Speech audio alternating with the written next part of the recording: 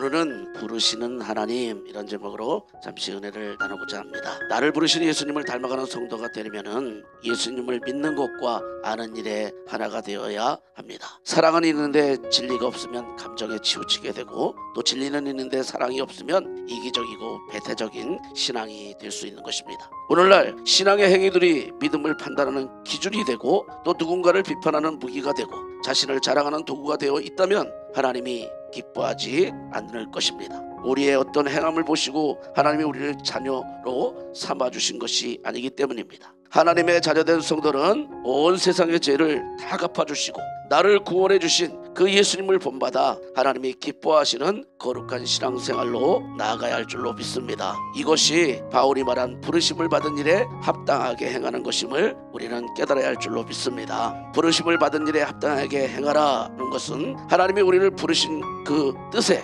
마음을 두라는 것과 같습니다. 우리의 생각이 아니라 하나님이 부르신 그 뜻에 순종하라는 것입니다. 2절 3절에 보면 모든 겸손과 온유로 하고 오래 참음으로 사랑 가운데 서로 용납하고 평안에 매는 줄로 성령이 하나 되게 하신 것을 심써 지키라고 바울이 권면하고 있습니다.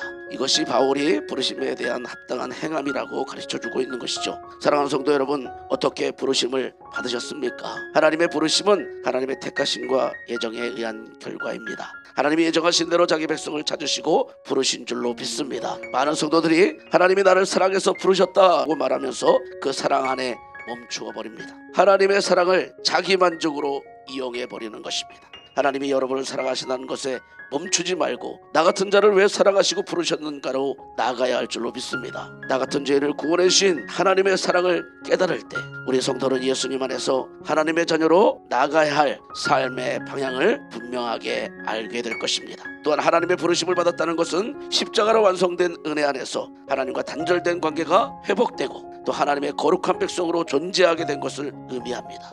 여기에는 차별이 없는 줄로 믿습니다. 성도들이 한 몸으로 연결된 것이 바로 교회입니다. 성도는 십자가의 은혜를 아는 백성으로 연결되어 있기에 늘 십자가의 은혜와 하나님의 사랑을 감사하게 되어 있는 줄로 믿습니다. 이것이 하나님의 자녀로서 부름받은 합당한 우리의 행함입니다. 그러므로 행함은 하나님의 부르심에 깨닫게 된 그 은혜와 사랑에 의지해서 움직여지는 줄로 믿습니다. 나를 사랑하시고 나를 구원하신 그 사랑을 깨달은 자가 하나님 앞에 더 충성하고 헌신할 수 있는 길로 가게 되는 줄로 믿습니다. 여러분이 진심으로 하나님의 부르심을 받아 구원의 은혜를 입었다는 사실을 받아들인다면 그 은혜에만 집중하시기 바랍니다. 부르심을 받은 성도의 사명은 죽음에서 건지신 예수님께 마음을 두는 것입니다. 그리고 그 복음을 전하는 것인 줄로 믿습니다. 하나님이 우리를 부르시고 택하셔서 하나님의 자녀로 삼으시고 영원한 천국의 소망을 주시고 하나님의 백성으로 살아가게 하신 줄로 믿습니다. 우린 그 은혜를 자랑해야 할 줄로 믿습니다. 날마다 주님의 부르심을 입은 성도로서 나를 부르신 그 주님을 사랑하고